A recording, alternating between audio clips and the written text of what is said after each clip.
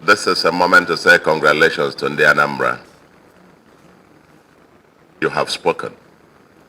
4 years ago, you spoke. You gave us your mandate. And then, of course, Anambra experimented the first time with beavers in that election. Extremely very low turnout. You elected us with 112,000 votes. In this one, you spoke loudly. This election and this victory is not just victory, it is history made. Big history. Because in the history of Anambra's politics, you look at the bit in terms of the percentage of registered voters that voted in this election, about 22%. Never before. You've broken the 20% glass ceiling, as it were. In terms of percentage of votes actually also made to any incumbent. This is the third time a governor has been elected, re-elected in Anambra's history since the beginning of this republic, since 1999. In 2010, you re-elected a governor with about 31% of the votes cast. In 2017, you re-elected a governor with 56% of the votes cast. In this one, you were very emphatic, very, very emphatic by re-electing a governor. Yours sincerely, and my deputy, Dr. Onyeka with 73% of the votes cast. We're very humbled by this, a show of solidarity, show of support, and your very emphatic statement that you stand with us. We applied for this job. You employed us 4 years ago, and we were sworn in probably three and a half years ago. And all I can say to you, like we said throughout the campaign, is that you haven't said anything yet. Well, look at the results. We only lost out of 326 wards, electoral wards. We lost only 6. Only 6 wards lost. And out of 326, so probably about 321. 21 governments over 21. So we used to say 21 over 21. This one will probably be in terms of the wards. About 97%, 98% of the wards that you secured. Very emphatic statement by Anambra. Like I said before, we're very humbled, and like we said all through the campaign, and the Americans will say you ain't seen nothing yet. I want to say it again and again loudly, that with this trust, in partnership with all our stakeholders, in partnership with you, Anambra, in partnership with religious leaders, with our traditional and community leaders, with our businessmen and women, in partnership with the traders, the hawkers, the wheelbarrow pushers, in partnership with the ordinary men and women of Anambra, we, over the next 4 years, can say loudly that we ain't seen nothing yet. We ain't seen nothing. As I promised you, we're turning on to Gear 4, beginning from March. Probably we're now on Gear 2, heading to Gear 3, as it were. But we'll be getting into Gear 4 from March. To you, Anambra, once again, we would never thank you enough for renewing our employment for the next 4 years. And then to, again, a sense of gratitude. Gratitude to the President and Commander-in-Chief of the Armed Forces of Nigeria, President Asiwaju Bola Ahmed Tinubu GCFR, for being a very true Democrat. He's demonstrated very firmly, he said so severally, that all mean to guarantee free, fair, transparent election.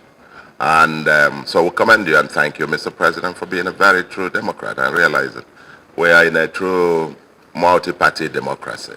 let the votes count, and the people spoke loudly here in Anambra. To the Independent National Electoral Commission, I must very specifically thank you, and thank in particular the new INEC chairman, Professor Joash Ojo Amopitan, SAN. This is your very first outing. As the saying goes, you don't have a second chance to create a first impression. And I am very excited that your very first impression is a very emphatic one. INEC delivered, and I must say, put it on record, that since I've been participating actively in the electoral process here in Anambra, particularly since maybe 2017, when you started, experimenting with technology, every election here in Anambra has been getting better and better and better. And it is fair to say that this is the best that you have organized so far in Anambra. The by-election in August was super, and this is even a massive improvement even on that. And I therefore thank the new leadership, the leadership of INEC, all the national commissioners, the resident electoral commissioner, and all the recs that came for the election, the directors, and the other staff of INEC that actually came through. There were all manner of propaganda and rumors about some people having written results, and they were going to swap results, they were going to do this. Aside from one or two, cases of maybe some collation officers who made away with the result sheets, but were eventually, apprehended or gotten substitutes. I think the election was a resoundingly free, fair, transparent, and I'm sure very credible. So I appreciate INEC and say, may this be a foretaste of better things to happen, to continue to happen in our electoral system. And let me also particularly appreciate the ICT department of INEC, because by about midnight yesterday, they had uploaded more than 99% of the results from the polling units on the IREV, which is quite unprecedented. And I want to particularly single that out for commendation, because everybody was then downloading the results real time and compiling, so that by midnight, we already knew where this result was headed. So INEC, kudos to you, and may Anambra continue to win. It's the foundation to our democratic system. And then finally, to my opponents, my brothers and sisters who contested this election, this is the Anambra way. I think 16 of us were on the ballot, and obviously one person would win. And we have had fun, the Anambra way. The way we fight here in Anambra, we fight as if there will be no tomorrow. But we'll still meet after the battle, after the fights, at the next wedding ceremonies, and the next wedding ceremony, and traditional weddings, funerals, and share bottles of drinks and so on and so forth, and crack jokes. The Anambra spirit is different. The Anambra spirit is what unites us. Let's, in brotherhood, embrace each other, and let's move forward. I extend my hand of fellowship, and that we're prepared to work with all of you for the greater good of the Anambra. That is the only thing that drives us. That's why I applied for the job, is to be able to ensure that together, working with all of you and within the Anambra, we will live this better than we met it. That's what drives us every day, and I believe that's what drove each and every one of you to apply also to serve in the Anambra. And now that the people have spoken, let's get back to work. For me, I've already no minute lost, even during the campaign. Even last night as the collation was going on, I was even making calls.